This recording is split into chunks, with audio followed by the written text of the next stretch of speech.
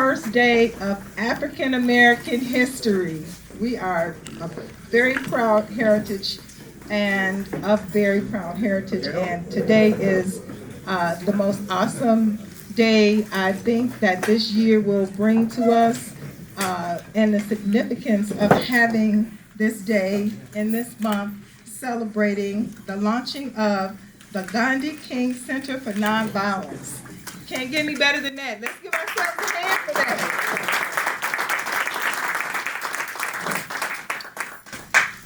My name is Dr. Twin Green, and it is my honor to be with you today.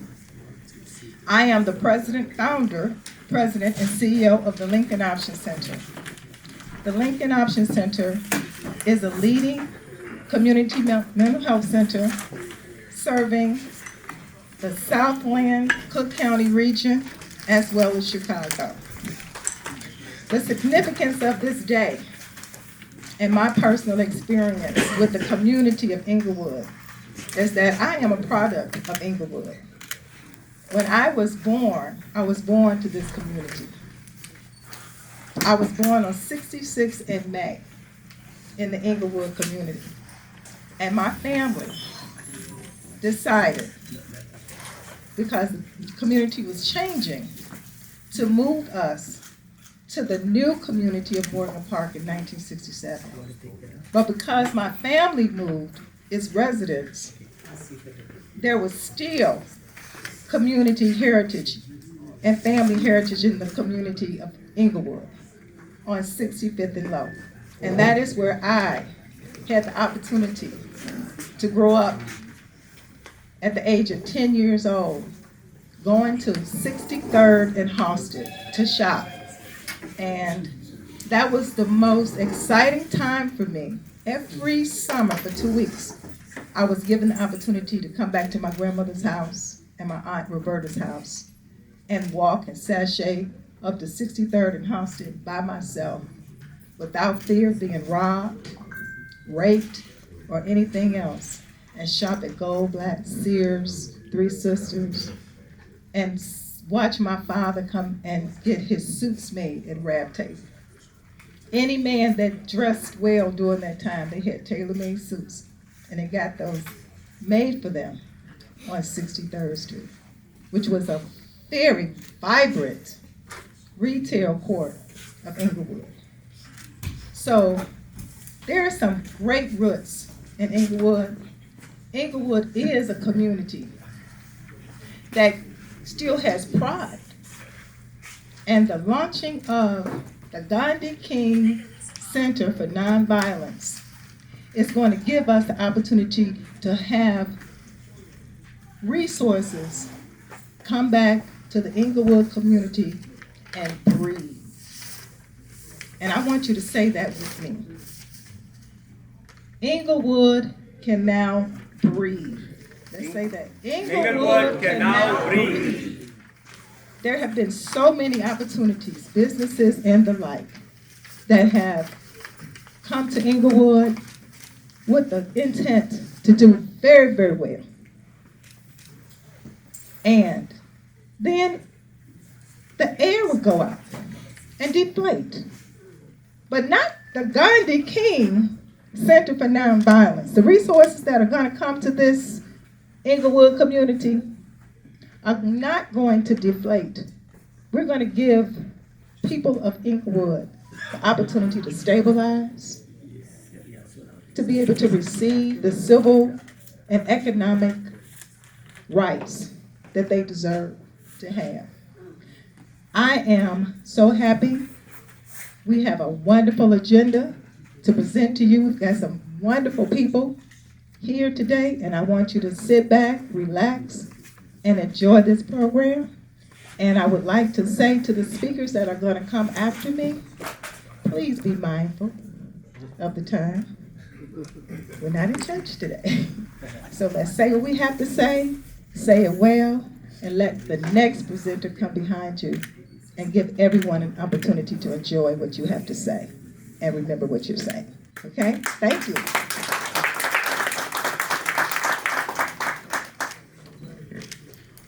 So now Our program calls for interfaith prayers. And our Christian prayer will be first by Chaplain Ulysses Ruff of Shepherd's Hope. Chaplain. Thank you, Twin. And thank you for the opportunity for all of us to be here in this initiative, in this launch. Let us pray. Eternal God, our Father, we come before your throne to give thanks and praise unto you. For your word declares that better is the beginning of a thing than the end thereof. And today we come to celebrate a new beginning of an old initiative. That initiative is peace.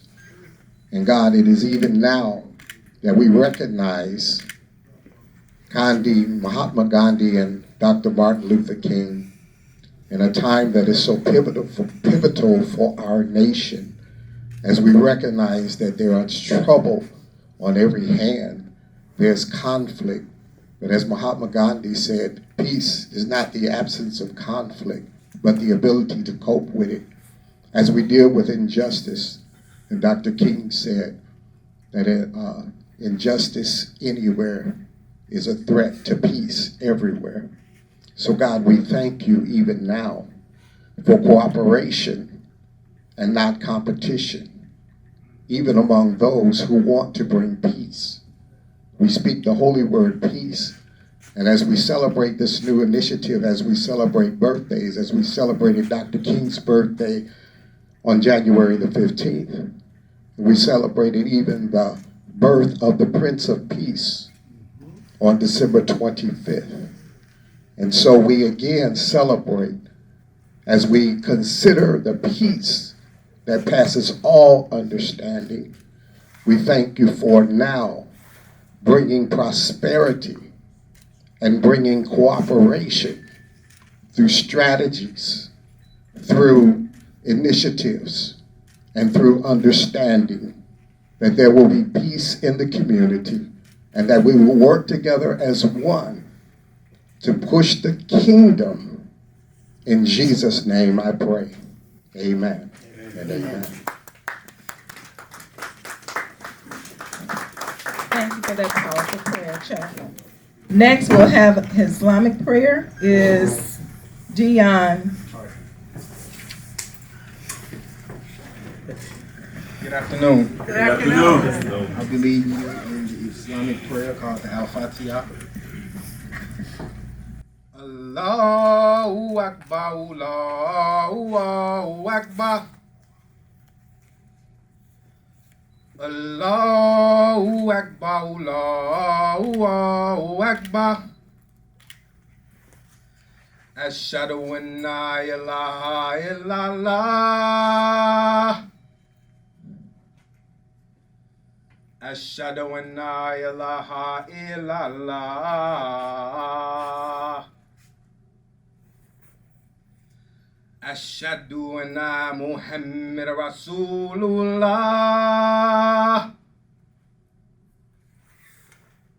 Ashhadu anna Muhammad Rasulullah. Allahu Akbar, Allahu Akbar. La ilaha illallah. Amen. Thank you, Brother Dion. Next prayer will be by Hindu prayer, Councilman Radhit Joshi. Hari Om Ano Bhadraha Kratavo Janto Vishvato Dabdaso Aparitas Udvidaha Devanam Bhadrasu Matirrajo Yatan Deva Na Ayuhuratino Nivartitam Devanam Sakhyamupase Dima Vayan Deva Na Ayuhu Pratirando Jivase. May noble thoughts come to us from every side. May we become strong so that unwanted elements do not disturb us. O God, provide us with the highest intelligence and lasting friendship so that we protect ourselves in all directions and may live with full span of our lives.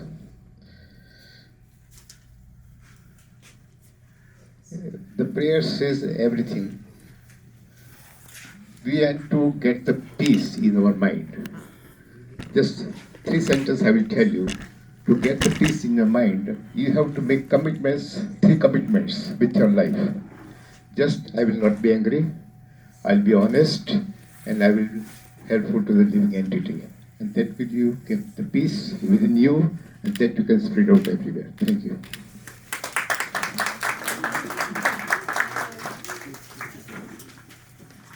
Hey, powerful prayer to get us started. Isn't that wonderful? All right. Now, we are in the Shepherd's house, and we are going to have a welcome address by Brian Anderson, who is the founder and CEO of Shepherd's Hope. So let's welcome Mr. Anderson.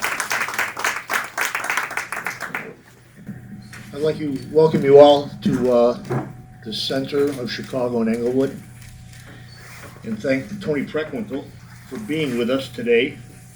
She's a leader. She's been a leader of injustice throughout her career, and she also is a promoter of nonviolence.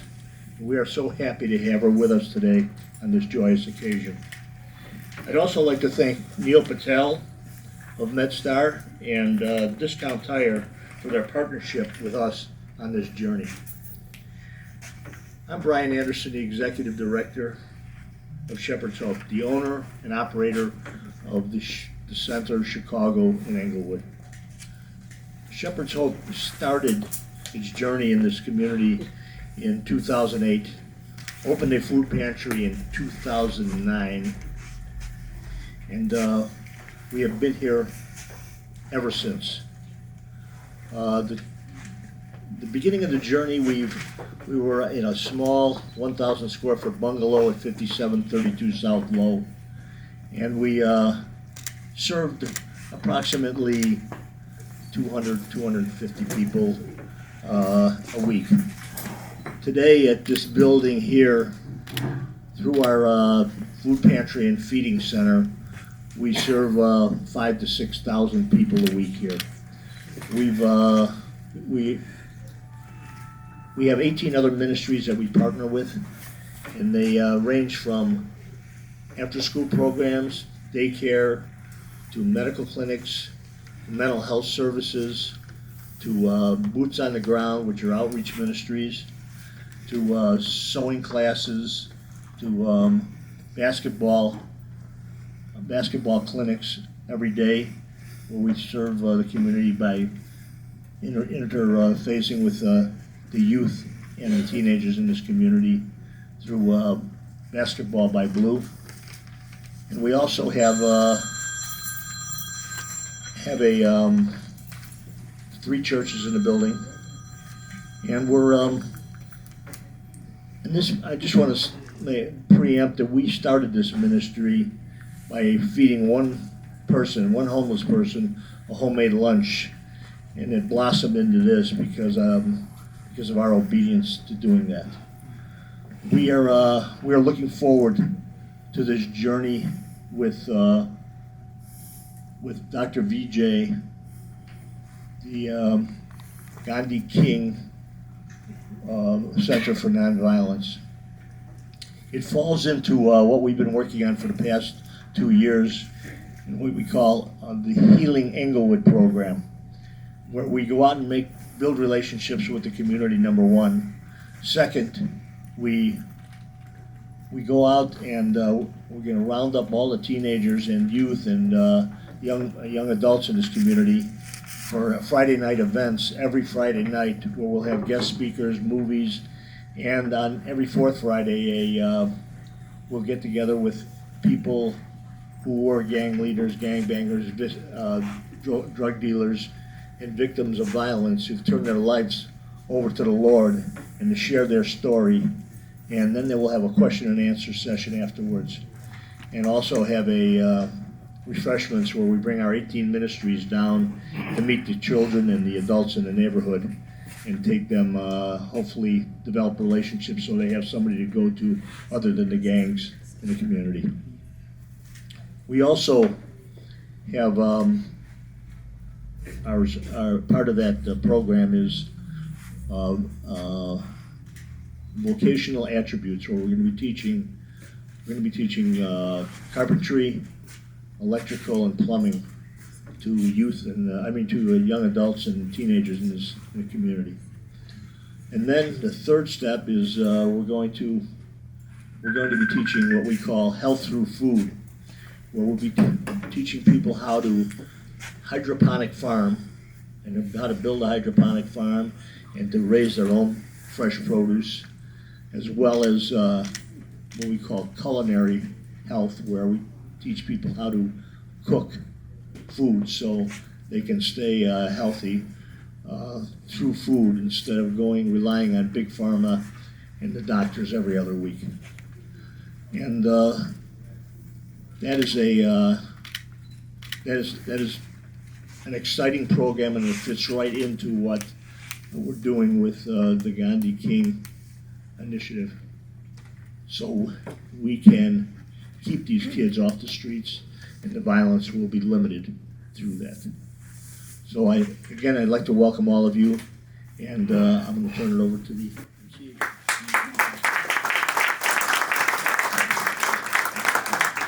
Thank you so much. Isn't that awesome what he's doing in the community?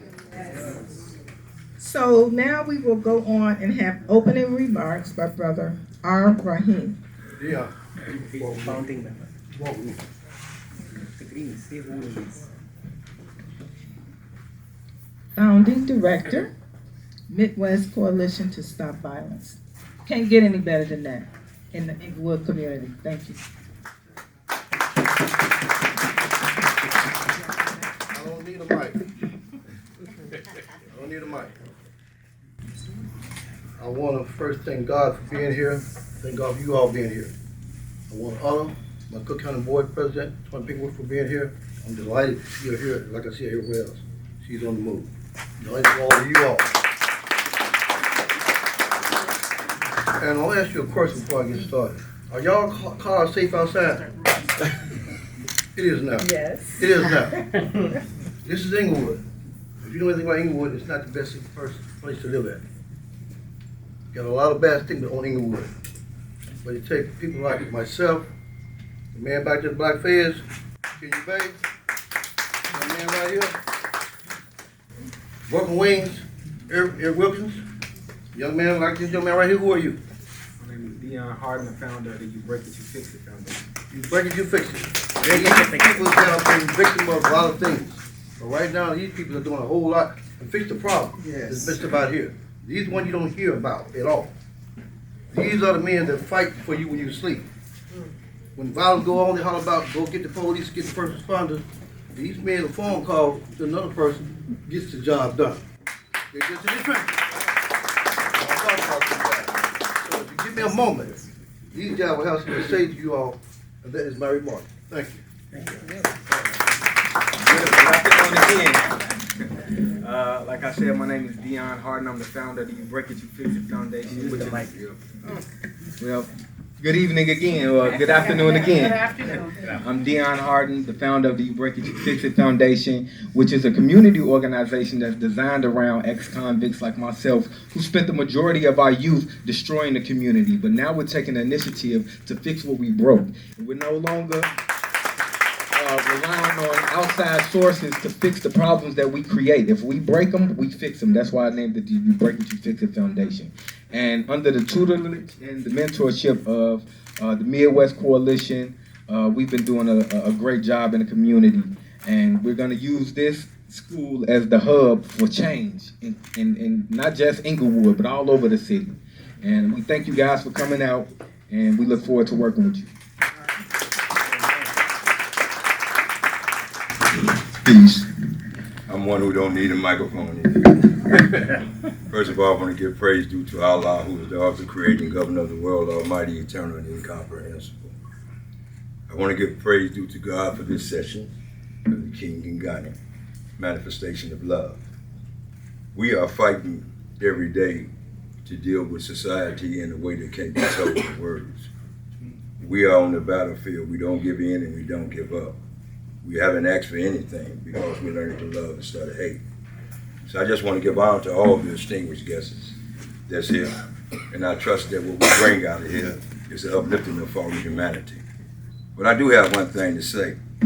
We have to start looking at those who are out here working and doing the work, who are suffering as well.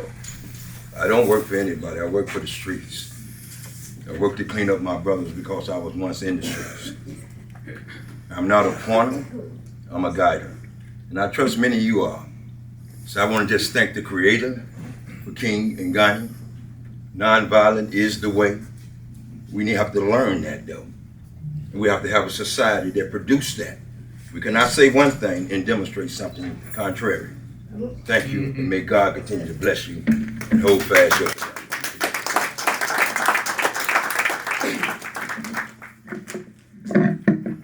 Well, I don't need one either, shucks. I don't even know where I'm gonna even pick it up. Thanks for inviting me. My name is Eric Wilkins. I'm the founder of the Broken Wings Foundation. What we are, we're a support group for victims of gun violence who get shot and paralyzed. That's what happened to me. I have braces on both of my legs. I was shot, put in a wheelchair. And I thank Brother Brian. I met him maybe about 10 years ago. I'm from Roseland. I met him about 10 years ago, and he invited me, cuffed me like a nephew or a stepson, and we grew into this. But what we also do, we hold people accountable for their actions. I'm a part of the consent decree. I'm working with the independent monitoring team now to monitor the CPD. We help to design safe passage for CPS with Jadine Child. We did the wrongful raise for Antoinette Young to help her get her money. We're the part of the victims who the survivors, the survivors who don't maybe get the publicity, but we get the work done. We hold each other. We hold each other accountable for the actions. We also are a part of putting the trauma unit together over at the University of Chicago Hospital. Now we're working with the trauma doctors. Now we're working with the trauma doctors with their structural justice program, which is a stop the bleed program. They come out to the communities and they show people how to put on tourniquets. So we were able to get the interns and the doctors to come to our neighborhoods and show kids how to put on tourniquets. We're changing the narratives of our lives. We have friends. Most of at least I want to say over half of my friends have kids who have been lost to gun violence. So with the trauma doctors are burnt out. We also work with Dr. Walkup over at the Lowry's Children's. These doctors are overwhelmed with the trauma.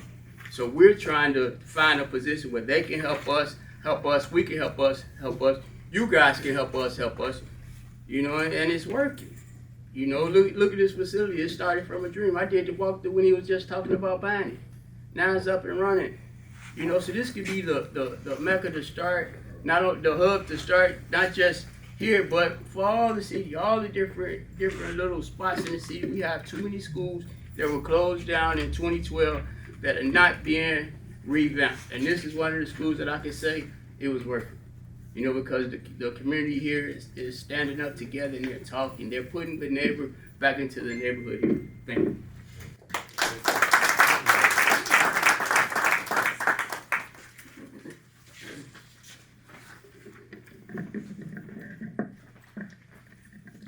These brothers are awesome. Give them another hand.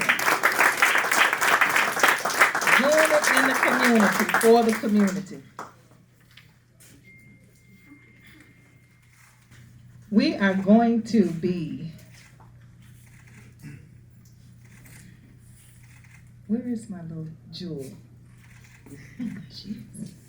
We're going to receive Christiana Gray, an 11-year-old pearl from my area of South Holland. She is a poet and just a flourishing young lady right now. And she is going to give tribute. And we want to receive her. Let's give her a hand. She's 11 years old.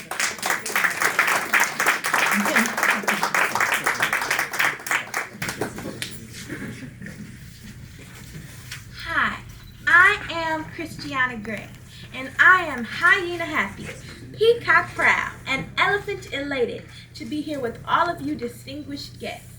And now, I will be reciting for you a poem entitled Being Black in the Workplace by an anonymous author. They take my kindness for weakness. They take my silence for speechless. They consider my uniqueness strange. They call my language slang. They consider my confidence as conceit. They take my mistakes as defeat. They consider my success accidental. They minimize my intelligence to potential. My questions mean I'm unaware.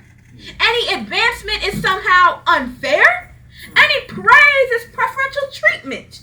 To voice concern is discontentment. If I stand up for myself, I'm too defensive. If I don't trust them, I'm too apprehensive. I'm defiant if I separate. Yet I'm fake if I assimilate. So constantly, I am faced with workplace hate. My character is constantly under attack. Pride for my race makes me too black. Yet, I can only be me. And who am I, you might ask? I am Tony Pretman. Yeah. Whoa.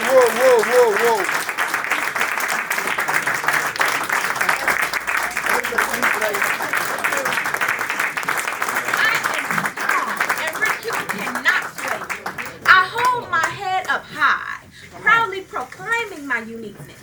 And I am confident that I can be everything I want to be. In the spirit and iconic voice of Gandhi, I, Christiana Gray, am sending out a clarion call to Chicago to shoot for your dreams and not your neighbor, to shoot for truth and not the teachers, to shoot for peace and not my peers, to shoot for achievement, so that my generation and other young people won't have to ask the question, will I be the next victim? Wow. Thank you. Whoa.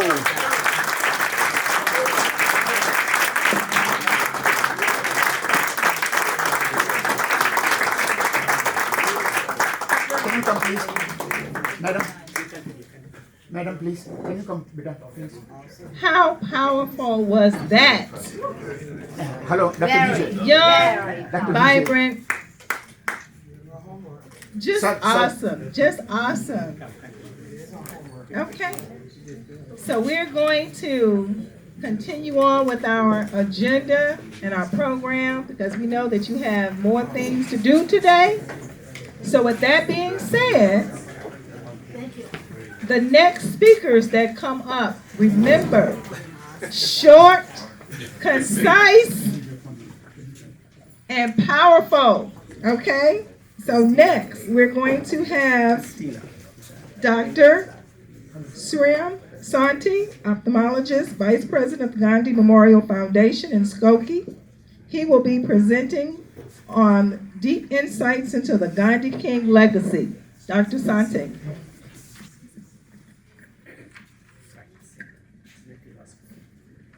Namaste.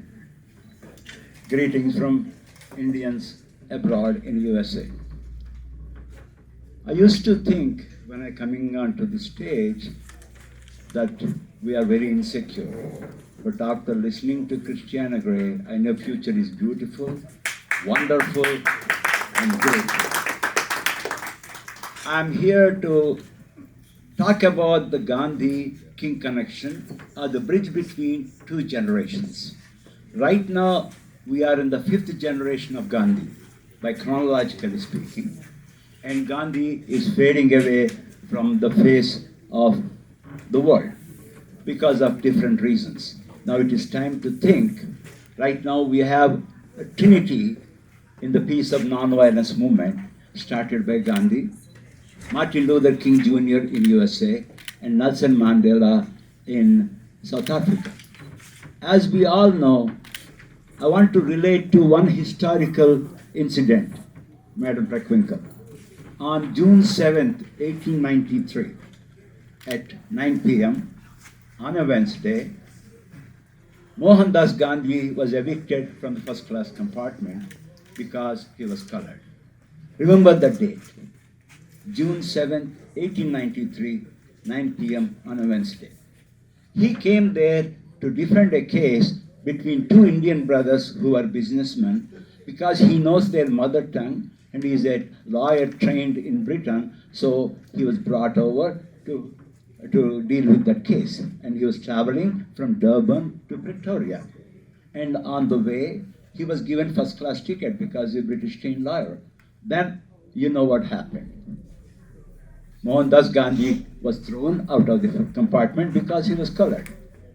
And I want to give you one statistic before I go further. One is, as of November 2022, we are 8 billion on this earth. Let me repeat. On November 2022, we are 8 billion on this earth, out of which 4 billion are breathing freedom because of what happened on that night. Because he showed a way to fight institutional racism. And he showed the way to Martin Luther King. He showed the way to Nelson Mandela. Leave alone India's independence. That's a very insignificant part in the global history, though I am Indian. My thinking is, on that day, he had 3 thoughts in mind. First thought, many of us just run away from the problem or the challenge, like a coward. He didn't take that decision. Second thought, he came to finish his duty as a responsibility to defend the case. He did not take that as his challenge. Last, he said what he did was, he stayed there 20 years of his prime life to spend there to erase institutional racism across the globe. Let me repeat that. And that incident we are celebrating as a 130th anniversary at the train station this year, June 6th, 7th, 8th, and 9th, including a youth session from all over the globe to come. So let me tell that last but not the least, the connection between Gandhi and King is, Dr. Martin Luther King said, Gandhi has learned the love ethic from Jesus. Gandhi has read all the religious journals and magazines and books. Gandhi has learned the love ethic of Jesus. And actually, Jesus showed the method, but Gandhi showed the means. And importantly, so we all should believe and say that let's be the change we want to see in the world. Let us be thoughtful. Let us be mindful. Let us be truthful. Let us be hopeful. Let us be graceful. Let us be grateful. And let's all be peaceful. Thank you, one and all. You can talk to me if you want to participate in that meeting. I want to invite every one of you if possible. And there is a possibility of a virtual session which you can present without being there. You can be there in philosophy, not in body or present. Thank you. Thank you, Dr. Santi. Let's give him another hand.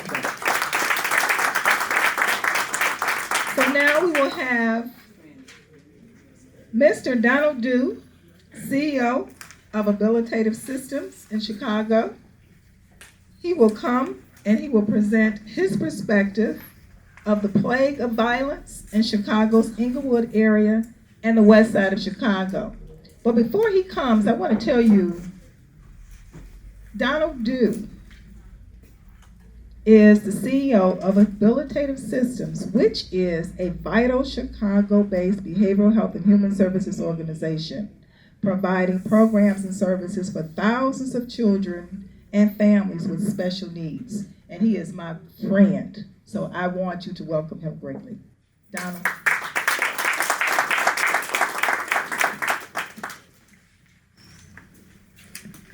Thank you so much, Dr. Twin. Greetings, everyone. Greetings. It is indeed my pleasure to come before you today and to honor the opening of such a needful and purposeful center as the Gandhi King Center. Allow me to also thank my colleagues, Dr. Vijay, for their partnership, potential, and promise manifested today in the opening of the center. You know, in his prophetic work, Where Do We Go From Here? Dr. Martin Luther King asked the question, should it be about chaos or community? Chaos or community? Well, without any hesitation in our minds today, we know that the answer is in fact community. Common unity, us coming together to make change happen, to make peace happen in our day, and certainly for the generations to come. When we also look at Martin Luther King's legacy, he had plans. He had to take a break from the movement to write this book. He had to really conceptualize a strategy and to think in terms of what would really make a difference. And he spoke about in his book the need for a better future by providing better jobs, higher wages, decent housing, quality education. In fact, we would term many of those as social determinants of health. What would make us healthy and whole? So we know that violence in Englewood and violence across this country and world is really a public health issue. And we realize that in Englewood, crime is 125% higher than any other community within the city of Chicago. We also realize that violent crimes such as robbery, assault, and robbery are common. Well, you know, we can talk a lot about problems, but most of our time has got to be about the solutions. At Habilitative Systems, Inc., for 45 years, we have been about solutions in our community, and this, of course, has been done primarily on the west and south sides of Chicago. We want to thank Madam President for her support in this effort by funding our West Side Community Triage and Wellness Center, and also funding our Restorative Justice Program. And let me highlight that in over 3-year period of time, over 200 youth served, not one of those youth have gone back into the juvenile justice system. And those are the types of programs that can, in fact, make a difference. Here in Englewood, we've opened up the Urban Behavioral Health Services Institute to deal with the crisis of mental health. And we know that violence breeds many other issues within our community. Generational trauma, adverse childhood experiences. When you talk about over 60% of adults, 60% of adults have experienced some type of adverse childhood experience. We know that violence, in fact, breeds more violence, and we know that we need to breed more solutions. As I close, let me just say that this is about peace. Mahatma Gandhi, Martin Luther King, Jesus Christ, and others were all about peace and love. Well, guess who was else about it? And I know you know about this one, Madam President. They were the Four Tops. They talked about peace. That's right. Stillwater's peace, y'all. They had a piece called Stillwater's Peace. I'm not going to sing it, but I will recite the poem. Pardon me. P is for the privilege of loving and the privilege of being loved. E is for the ease it gives the soul and the mind. A is for the absence and the search to find yourself. C is to calm your fears if you like what you find. And E is everlasting. Sisters and brothers, may this love never cease. Peace.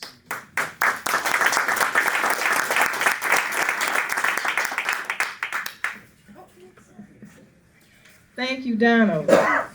Okay. Now, next, we will have Zoe Ma, Outreach Director of Bridget E. House of Hope Foundation in the Tri-Town area of Chicago. And she will be speaking on how vacant lots breed crime and violence in the community. Zoe? Hello, my name is Zoe Ma. I'm the Outreach Director of Bridget G. House of Hope Foundation from Tri-Taylor area. 28 years ago, I came to United States to the graduate school at UIC. I lived to the next to the ABLA project. Beginning in the early 2000s, ABLA project was demolished and thousands of families has been displaced. Sadly, 20 years later, barely any affordable housing has been constructed, and those families cannot return to their homeland as they were promised. In 20 years, toddlers has grown into youth with a broken promise by the government. When we try to reduce violence and youth crime in the community, we should also investigate the roots of such social issues.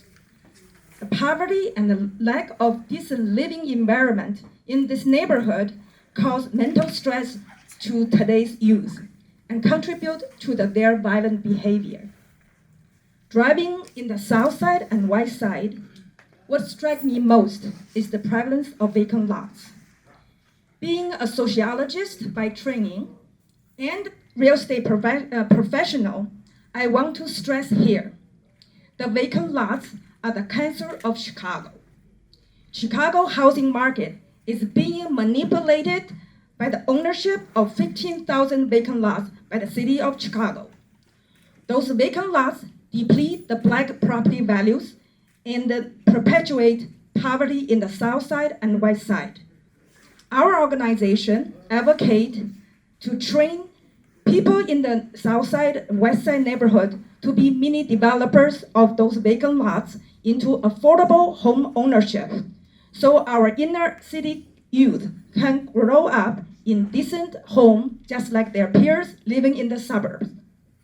Another program we propose is to lease and operate a youth retreat center in northeastern Wisconsin, north of Green Bay, where kids between 6 to 25-year-old can vacation and enjoy some time away from the stress of the city of Chicago to restore their mental well-being.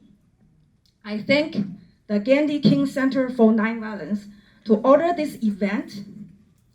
We Asian Americans will work with African American organizations to end poverty and crime for a better Chicago.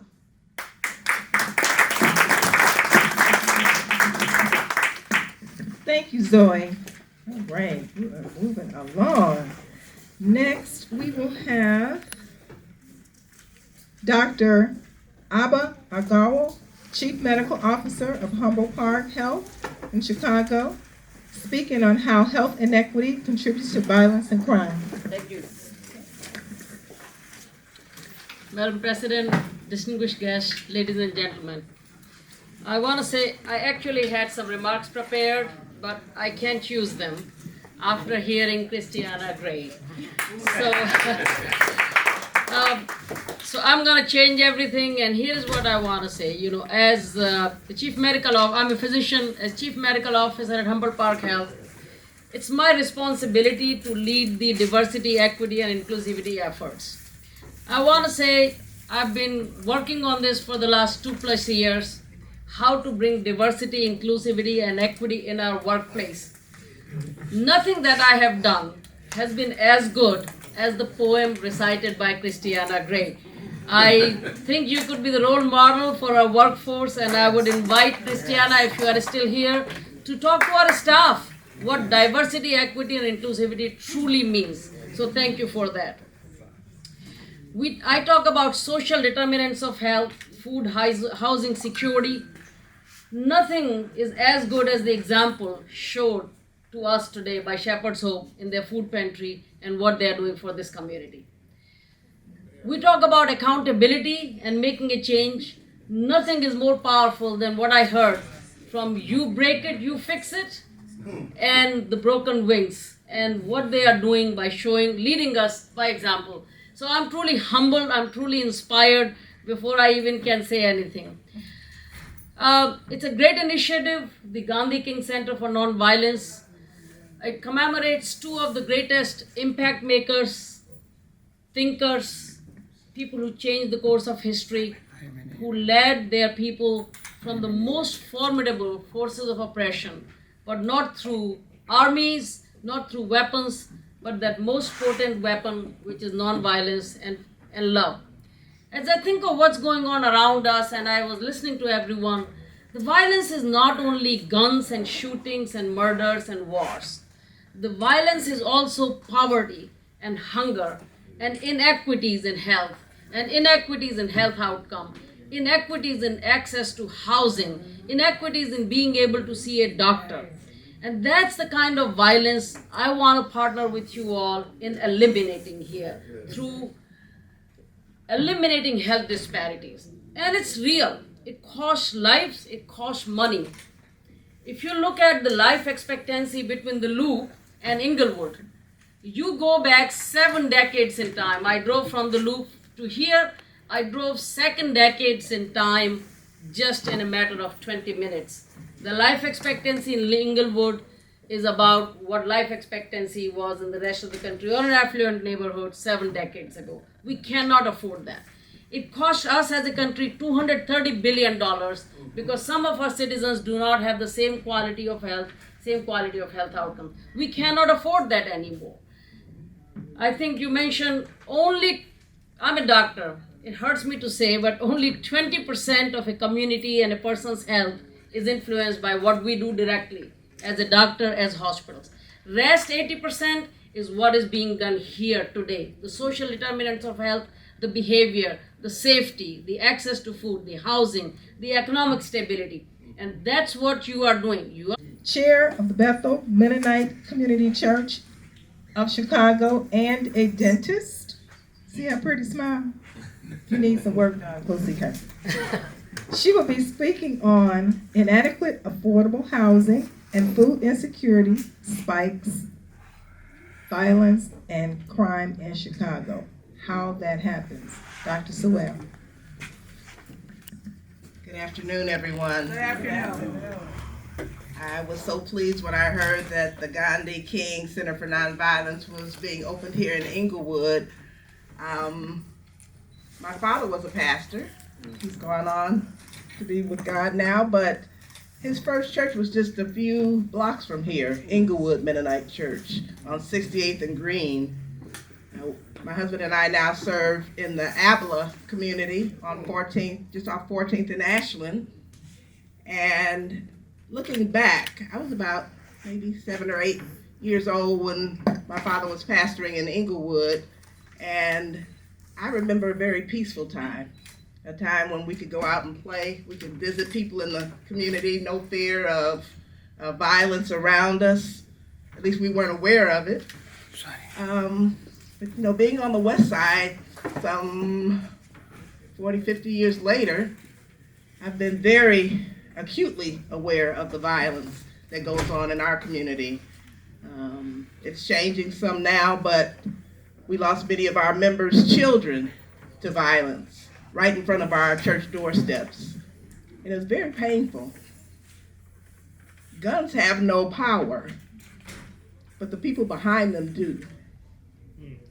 And so we have to think like Gandhi spoke, like Dr. Martin Luther King taught, like they both thought and taught, that it's right over here. Can somebody read that for me? Well, here it is right here. In a gentle way, you can shake the world. So as we think about ways that we resolve conflict, teaching our children, you don't have to pick up a knife or a gun. Use words. You can be angry and still not sin, and still not violate somebody's life. But we have to teach our children those kinds of things. I applaud Mr. Anderson for what you're doing here in the community. And as I think about the things that make for a community, it's common unity, but the things we have to think alike and practice alike is nonviolence. You can be very angry, but you don't have to kill someone. You don't have to kill them with your words. You don't have to kill them with a gun or a knife. We have to learn to love. As difficult as that might be, there are ways if we believe in that. My father was a conscientious objector in the war, and he said, when they offered him a gun, he said, I choose not to carry a gun. And they said, Sal, so well. I say so well now, but he said, Sal, what if everybody in the world felt like you do? And he said under his breath, there would be no war. Because we have to think nonviolence. so that we can practice nonviolence. One of the mantras of our church is hope, health, and healing. If your mind is not right, if your mind is thinking violent thoughts, you eventually will act on those things. And so, I know I'm probably singing to the choir, but these are things that we can teach. We can live them ourselves, but we can teach others to practice them as well.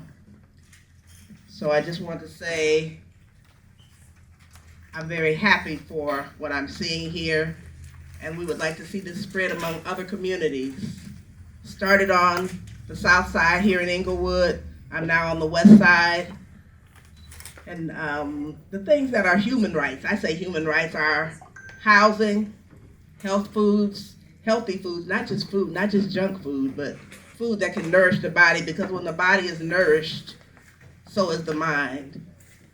As one thinketh, so is he, or so is she. So, as we leave this place today, let's do better in speaking nonviolent words and thinking nonviolent thoughts and loving on each other in ways that are meaningful, in the ways that we can see our communities change.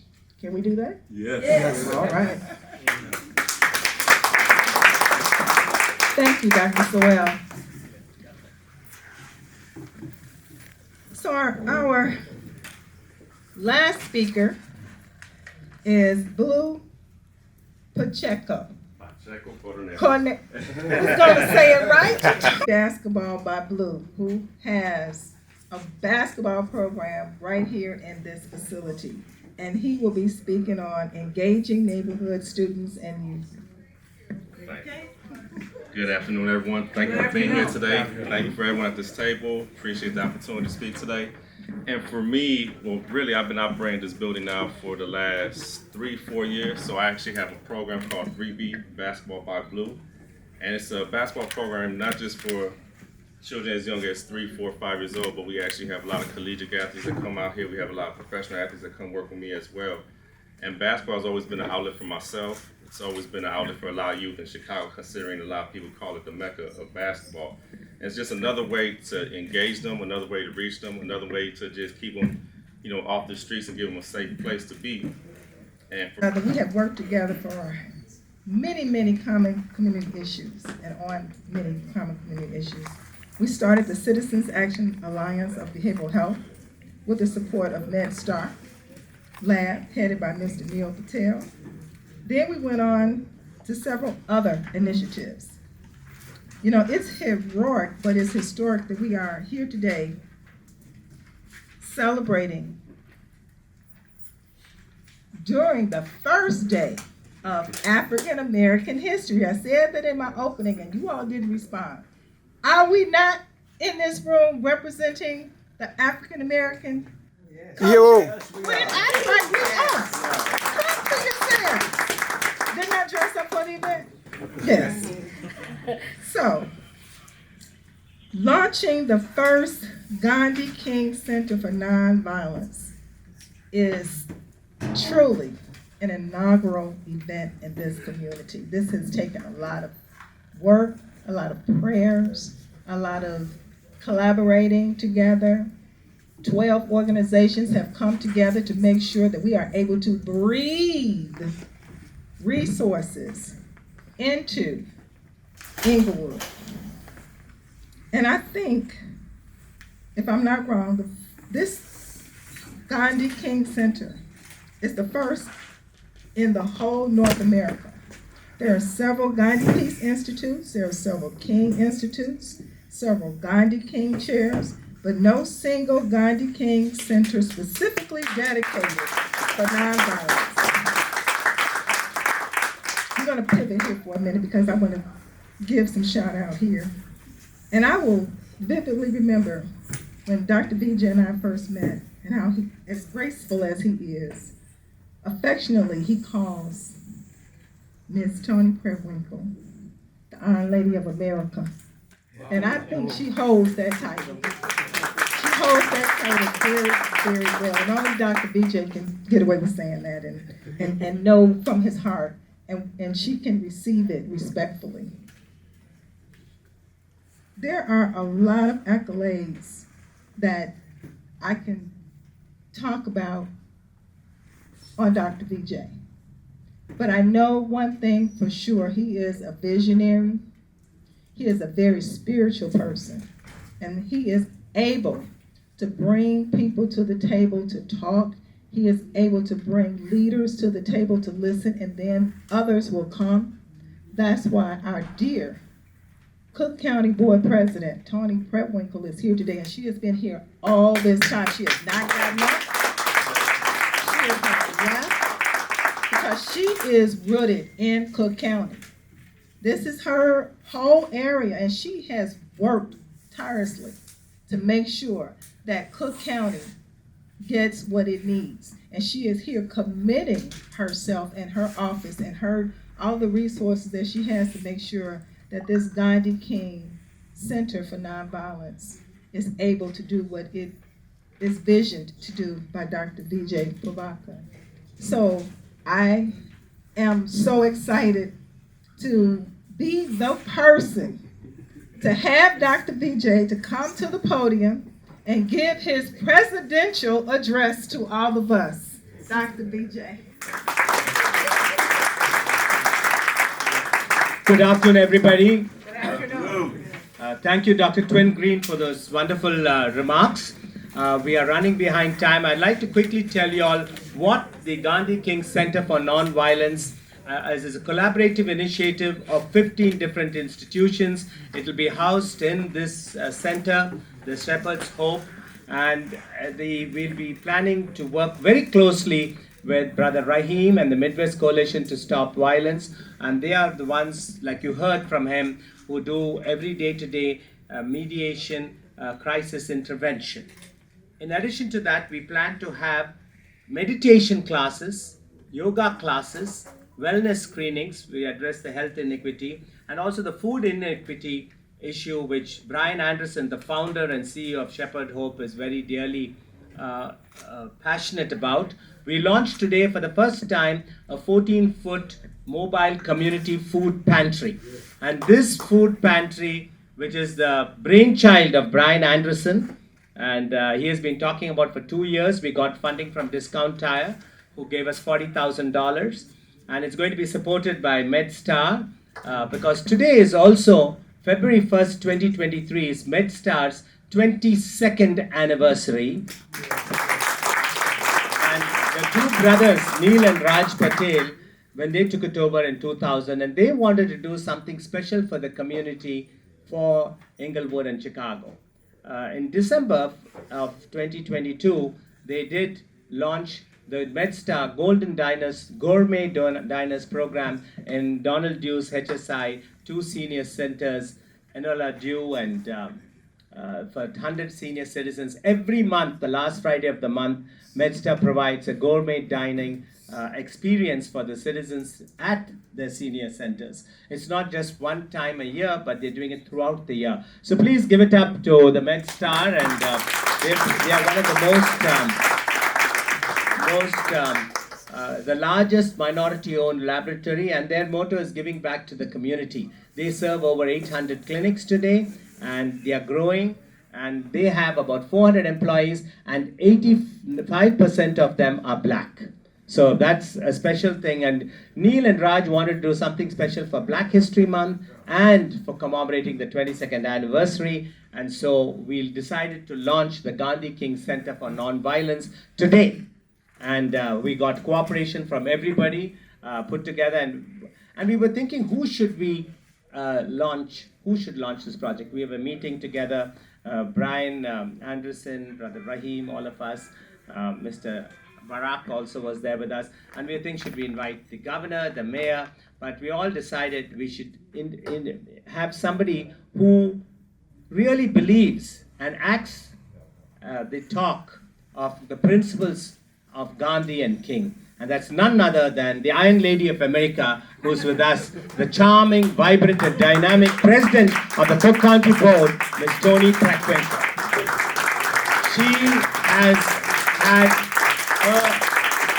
you all know that Madam President Toni Preckwinkle has done governance with compassion.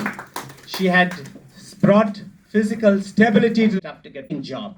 And she is one who, when problems are faced, she gets viable solutions. And she's, during the whole COVID pandemic, the tenacity of the tech met with the audacity of the administration. And that is Dr. President Toni Preckwinkle. Please give her a welcome. A lady who walks the talk and who believes and acts like Gandhi and Mahatma and Gandhi and King. Please sit down. Good afternoon, everybody. You've been very patient. I'll be brief. 60 years ago, Martin Luther King wrote an article in Ebony. Some of us in this room are old enough to remember Ebony magazine. He wrote an article about his trip to India and where he'd spoken at universities and colleges and at public meetings and met with the political leadership, and how impressed he was by the warm welcome that he got everywhere he went. And he said the trip had a big impact on him personally. He said that returning from India, he was convinced that nonviolent resistance was the most potent weapon available to oppressed people in their struggle for freedom. I'm going to read that again.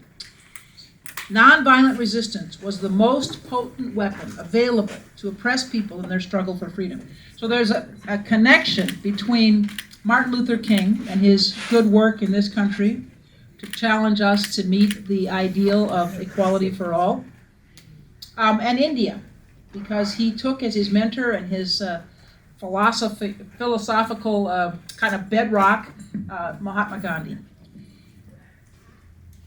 No community can be strong if it's not safe.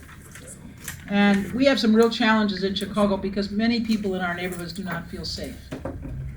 And it's not unreasonable they don't feel safe. We have about 77 community areas in Chicago, and about 12 to 15 of them are where most of the violence takes place. So the violence is concentrated. And it has an impact on those communities, but it has an impact on our city and our county and our region. Because we have a reputation nationally for being a place where people get murdered every weekend, right? I mean, I talk to my family on Sunday nights and they routinely ask me whether I'm safe, right? Because they've heard so much about the violence on the streets of Chicago. So that violence impacts not just those communities, but our reputation nationally and our ability to attract people here who want to work or want to start a business or people who want to expand a business. It has an economic impact beyond the communities in which the violence takes place. And of course, it has a terrible, tragic impact on those neighborhoods and the people in those neighborhoods. Arnie Duncan tells a story. Arnie Duncan was a former head of the Chicago Public Schools. And he tells a story about visiting a classroom in Chicago and asking the young people to raise their hands if they know anybody who's been murdered. And every hand goes up. And then he said, keep your hand up if you know 2 people who've been murdered. And there's still hands. And he gets to 5 or 6 and there's still kids with their hands up. That trauma is carried with those kids for the rest of their lives. And we don't address that trauma in our neighborhoods. Cook County government spends half of its budget on health care. Half of our budget is health care. $8 billion, half of it is health care. We have one of the most well-regarded emergency rooms, trauma centers in the country. Why? Because they have so much experience dealing with gunshot wounds. I will tell you a bittersweet story. We train young people in the Navy for combat in our emergency room. Navy sends young people to our emergency room to be trained so they will know what it's like to treat combat wounds. Now, we're pleased that we're able to help our military in this way, but it's a tragedy that we have a hospital that's equivalent to a military hospital where you're treating gunshot wounds. So I'm grateful to the folks, the 15 collaborators who've put together the Gandhi King Center, because we have to do whatever we can in whatever ways we can to address the violence in our neighborhoods. We cannot have a strong city without strong neighborhoods, and we can't have strong neighborhoods unless they're safe.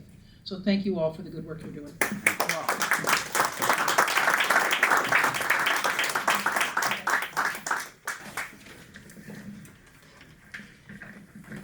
Thank you, President Tony Preckwinkle. That is true commitment to our cause. Next, we will have, went out of order just a little bit, but next we're going to have the special guest, the presentation of the multi-ethnic. We're going to do, okay, so we're going to do the check presentation. No, special guest remarks. Okay, special guest remarks and presentation of MedStar's check to Shepherd's Hope by the CEO of MedStar Laboratories, Neil Patel.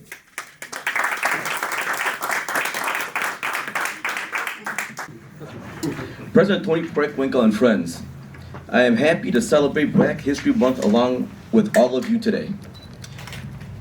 I was told by Black History Magazine the theme of Black History Month 2023 is Black Resistance. The theme explores how African Americans have resisted historically and ongoing opposition in all forms, especially the racial terrorism. What better way to honor Black History Month than by naming this Center for Nonviolence as Gandhi King Center for Nonviolence. Congratulations to all for joining hands in this endeavor to help reduce violence and promote peace in our city. Today is also the 22nd anniversary for my brother and I as we took over MedStar Laboratory in 2001. This is a joyous occasion to share with all of you. We, my brother and I, are pleased to make a contribution of $10,000 from MedStar Laboratory to Shepherd's Hope to support this unique community mobile food trailer which will deliver food at the doorsteps in the neighborhoods to those who cannot access food at this center. We at MedStar Laboratory believe in giving back to the community and help address food insecurity here. We will continue to support such good work being done in Greater Chicago. Wishing the entire team of the Gandhi King Center for Nonviolence all success to achieve their goals. Thank you.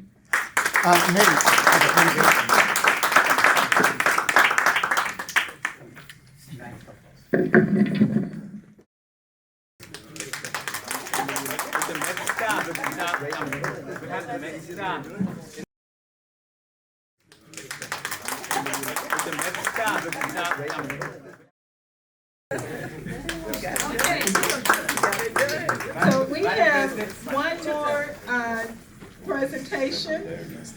Sita Bala, who is the event co-chair, will make a presentation. VTIF was established under the leadership of Congressman Danny Davis, and Dr. Vijay Prabhakar is a founder chairman of VTIF since 2010. The first medal goes to Brother R. Rahim, founder director, Midwest Coalition to Stop Violence, Chicago. Congratulations, sir, for the great job you're doing. Madam President, we honor you. Next. Sir. Founder of Moorish Science Thank Temple of America. Grand Sheikh Ji. Can you beg?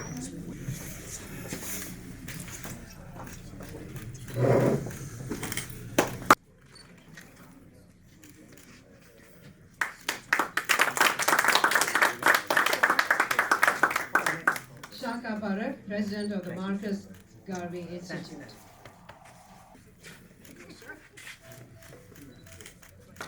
Christina Gray. Next is Christina Gray, the 11-year-old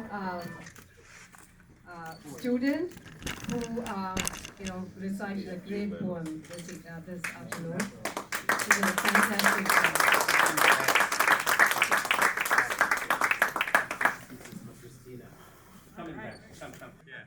Iron Lady. President Tony Preckwinkle. Iron Lady. President Tony Preckwinkle. Iron Lady. President Tony Preckwinkle. Iron Lady. Iron Lady.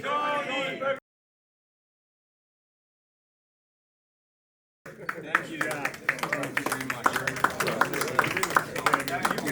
You're hired.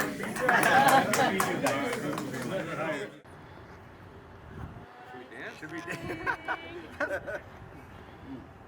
Dance, Raj.